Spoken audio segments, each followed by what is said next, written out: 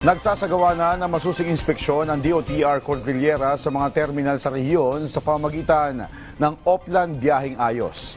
Naka-heightened alert status ang ahensya para sa Semana Santa at Summer Vacation 2026. May report si Jezreel Kate Lapizar ng PTV Cordillera. Ilang araw bago ang Semana Santa, may mga biyahero nang nagdesisyong lumuwas ng lungsod ng Baguio ng maaga para hindi maabutan ang mahabang mga pila sa mga terminal ng bus. Pansin na rin ang mga pumipila upang magpabook ng biyahe sa Governor Pac Road Terminal na isa sa mga pangunahing terminal ng lungsod.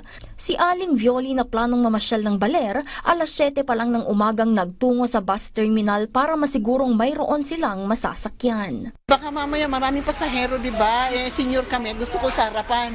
Kaya 7:30, nandito na kami. Ang yung oras nung 10:30 pa. Puspusan ang paghahandang isinagawa ng mga terminal sa Governor Pac Road para masiguro ang maayos at ligtas na mga biyahe para sa Semana Santa. Bilang paghahanda, lahat ng mga sasakyan na magagamit ay masusin nilang sinuri at siniguro rin nilang nasa maayos na kaisipan at kalagayan ang kanilang mga driver. Lahat naman ng mga units ng kanilang bus ay makakabiyahe upang mabigyang serbisyo ang lahat ng mga biyahero. March 27, nag-start po kami, full blast ng aming mga bus. Talagang full operation kami para yung mga mananakin natin mapagsilbihan natin maayos po.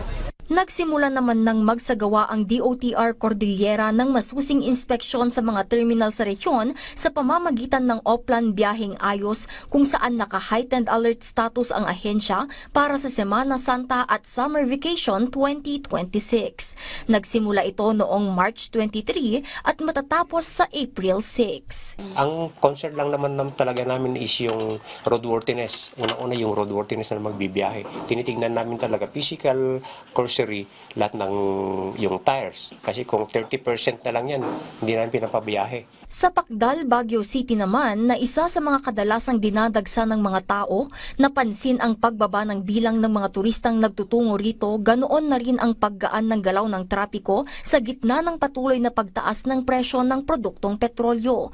Gayunpaman, mahigpit pa rin ang ginagawang paghahanda ng mga kapulisan sa lugar sa inaasahang pagdami ng mga pupunta sa mga tourism sites sa Semana Santa. Nakikoordinate kami sa mga iba-ibang civic group organization at volunteers group organization para mapanatiling tahimik ang Baguio, lalo na itong summer vacation.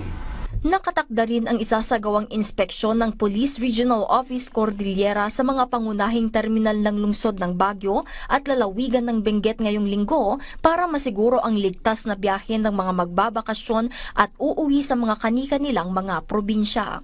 Jezreel Kate Lapizar para sa Pambansang TV sa Bagong Pilipinas.